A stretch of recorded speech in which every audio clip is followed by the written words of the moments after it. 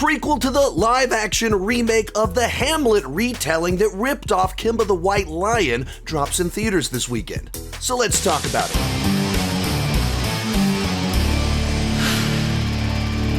Hi, my name is Sean, and I love to talk about movies and TV way too much. With that in mind, go ahead and join me down below in the comments section.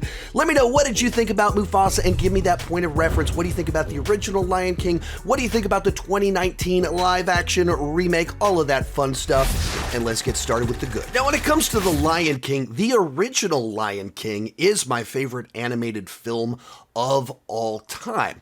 The 2019 film, I think, is an interesting novelty, but it comes off like a feature-length VFX demo reel, where if I'm going to watch The Lion King, I'd much rather just watch the original film, and the 2019 film is like, wow, it's incredible you were able to do that, but I don't know that it's a movie that I actually want to watch.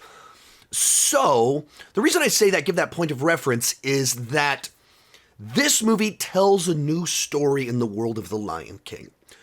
And with that lore, there is such a rich backstory.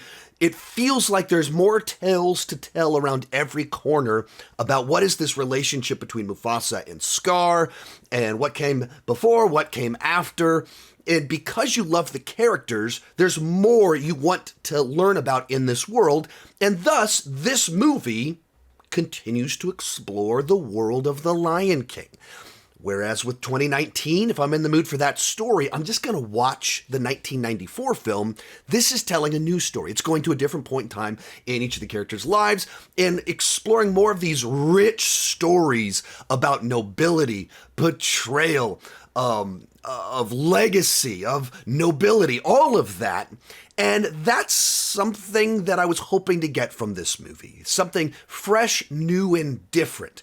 And when this movie works, it really works. It's able to kind of tap into those big Lion King emotions and the sense of grandeur and this great character of Mufasa, what shaped him into the great Lion King.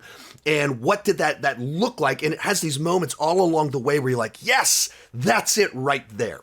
And I will say the movie is at its best when it is unpacking Mufasa and showing how the way this tells the story, this orphan that is Mufasa, and the journey that he took, what was always true of his character, what were the skills that he grew along the way, and how did he start to develop that sense of leadership to make him a great king.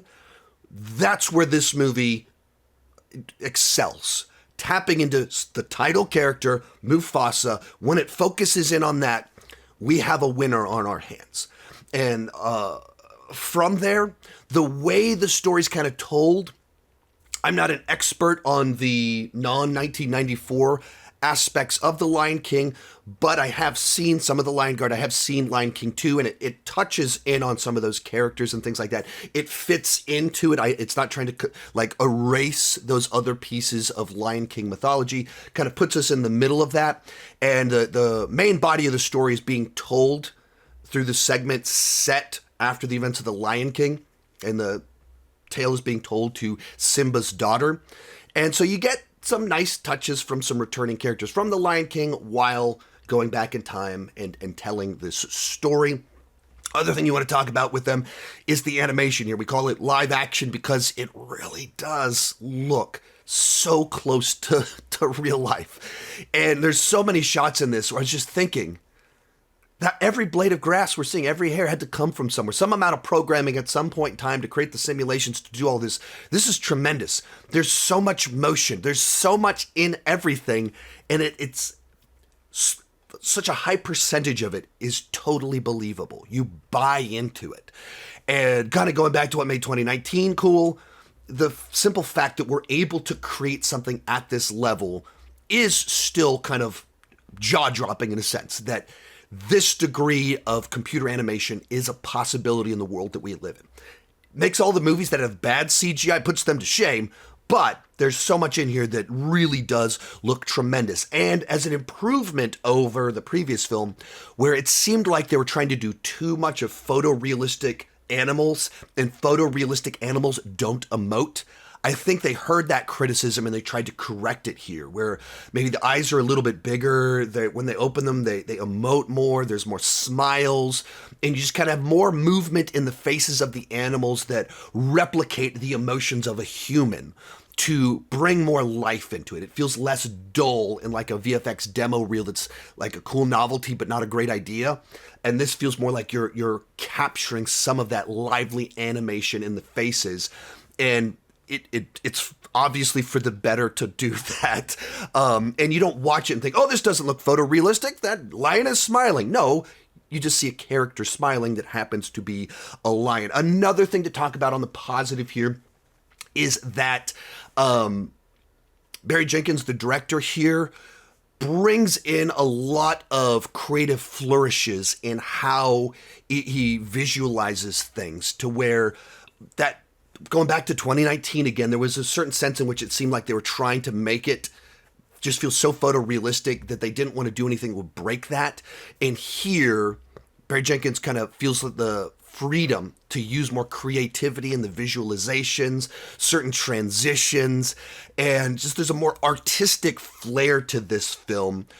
It doesn't seem like it's afraid of breaking that, the uncanny valley through the camera work or the faces of the animals, and that's all for the better of the film. Today's video is sponsored by Factor. Notice how the days are getting shorter, but your to-do list isn't? Let Factor help you be more efficient. They take shopping, prepping, cooking, and cleaning off your daily list of things to do. Stay energized with America's #1 ready-to-eat meal delivery service. Because Factor's meals are chef-prepared and dietitian-approved, you're going to love not only how Factor's meals taste, but also how they support your goals. Choose from 6 menu preferences to help you manage calories, maximize protein intake, avoid meat, or simply eat well balanced. For me, I either go for keto or protein plus because I'm a low carb, high protein kind of guy. Factor has covered you with 35 different delicious meals every week, over 60 additional convenience options you can add to your box, like keto cookies, pressed juices, and smoothies. And here's a big one in the month of December: Factor is cheaper than dining out or takeout. Head to factormeals.com/50SeanChandler and use code 50SeanChandler to get 50% off your first box plus free shipping. That's code 50SeanChandler at factormeals.com/50SeanChandler to get 50% off your first box plus free shipping while your subscription is active. So there's quite a bit here that really worked for me. In particular, in Mufasa's rise, in a number of ways that they improved on the animation of the animals' faces, as well as in some of the creativity of the camera work that they went for. But for me, this movie was absolutely the definition of a mixed bag. So let's move on to the mixed aspects of the film. And this is just kind of one thing I wanted to touch on here, and it is that idea that we're telling a new story. As much as I love that we're telling a new story, this is not the package that I would choose to tell that story. I would rather have a classic animation version of this story than having it in this format. As much as they improved upon the live action CGI that we're watching here, still, I think it's more effective in animation. True animation, classic animation, that it just brings a liveliness to it. Even the simple fact that, the color scheme that you get in all these areas, it's just not as vibrant. And I just think that classic format is more powerful for a talking animal story like this, with a bunch of musical numbers. As much as they tried to amp it up and kind of bridge the gap better, and they did improve in all those areas, hence mixed, it would have been better if it was just, this is this year's classic Disney Animation Studios film this year, rather than Moana 2. From there, let's move on to the bad. And I think the big issue with the film is that it tried to do too much. There's too many plot lines, while also trying to have too many callbacks to the original Lion King, while needing to have musical numbers, in which case almost everything feels underserved or rushed, because you have the story about how Mufasa got separated from his family, you have the story of his rise, you have the story about Scar and kind of his backstory as well as his fall, you have the actual plot of the movie about these white lions that are pursuing them, and then you have the book ending devices that is the story being told to Simba's daughter, and then you have the musical numbers, all while trying to explore themes about who's the worthy king, about outsiders being othered, and all of this at the same time, in which case you don't have enough runtime to serve all of those elements, and a bunch of them really felt underdeveloped. The biggest one for me is Scar's fall. That I don't feel it was earned, and there's like a point in time where it like switches, and it's just this sudden. The first half of the movie, I didn't feel like established significant enough character flaws in Scar to where when we get to the moment where things switch, that moment felt earned. The way the movie plays out, one scene happens, one thing happens, and his entire personality changes. He's just a different person. And the incident, the thing that happens, it doesn't remotely feel justified. It doesn't feel like this thing would lead to this reaction, this change. And even the way you kind of, when it goes into the third act and everything they do with his character, feels like we're forcing some pieces to like make this movie work, but try and have it connect to the other one. And so that Scar's journey, that was the big misstep here. But even a little bit with Mufasa's journey, there's parts that feel rushed. Like the powerful moments, the best moments are all Mufasa related.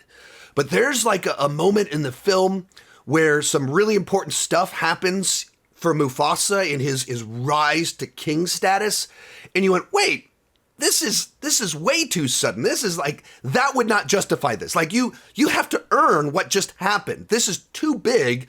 And once again, it's because there's so much plot, there's so many arcs, there's so many themes that these really important moments have to happen like that.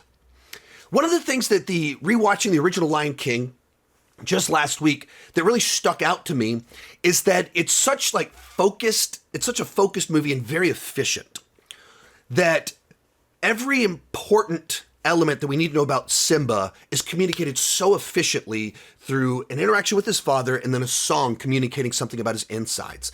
And then likewise, we get a villain song, and then we get Hakuna Matata, and we show a montage of how he's changing and what's kind of going on inside of him in light of what just happened, and how he's dealing with that trauma.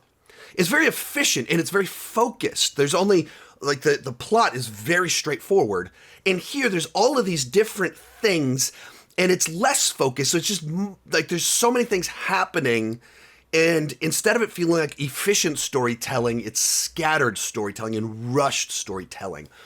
And like I said, the biggest victim there is Scar's fall, which really needed some work done to feel that, from the cute, sweet little kid at the beginning that just wanted a brother to the psycho that we know in the movie. It's just like one scene, one thing, and you're like, that does not justify a personality change in him becoming a psycho. You didn't earn it. Other big, gigantic problem here. I didn't think any of the songs were memorable. None of them popped anything like that. Like, some of them were a little bit better, but like, I remember the one about being a brother because it just repeated that line over and over again. And there's some like things here and there. I was like, I kind of remember that, but like I watched the movie last night and I don't remember any of the songs. There wasn't the one I couldn't wait to listen to on the car ride home, anything like that. Equally important, almost all of the songs feel forced into the movie. Like, it's a Lion King movie, so we need songs rather than the songs actually serving the story and the character development, as is the case in good musicals. Back to the original Lion King, songs like Just Can't Wait to Be King, Hakuna Matata, Can You Feel the Love Tonight, These are pivotal songs that they serve the characters and they move the story forward and the character development forward so much because the song is there and it lets us know what's going on the inside. That's what musicals are supposed to do. Communicate many scenes worth of character development in a single scene and move things forward. And so you can have The Lion King be 90 minutes long and it tells this big sweeping story and all of it feels properly paced and developed and earned. These songs don't do that. Maybe the when the segment happens where Scar changes, that one I felt was needed. That one kind of served that purpose. But most of the other songs, it's like we get it as an audience because the scene plays out and then a song communicates what we already knew.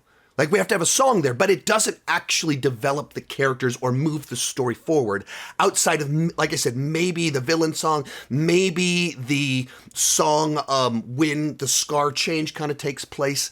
The others I didn't think served as actual proper songs in a musical very well. When you put it all together, it's a movie that has great moments that evoked those big emotions that the original Lion King was able to pull out of me.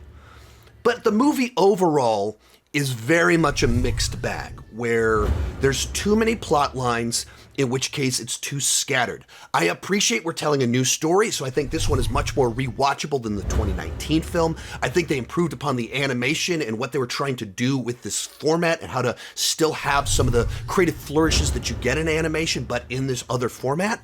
All of that worked, but I think they needed a more focused story and they absolutely needed to do a better job developing Scar's journey. And as a musical, I don't think the music worked. So there's some great in here and there's a lot of not so great. Overall, it's a C+ on the entertainment scale, a 6.5 out of 10 because it does pull out some of those big emotions. This is one you can probably wait to stream it. I don't think that this is a must-watch story immediately. Then again, it is visually stunning, so if you are a purist, if you're gonna see it in the theater, see it in the biggest screen possible that you can. Hey, thank you so much for watching, and keep talking movies and TV too much. Bye-bye.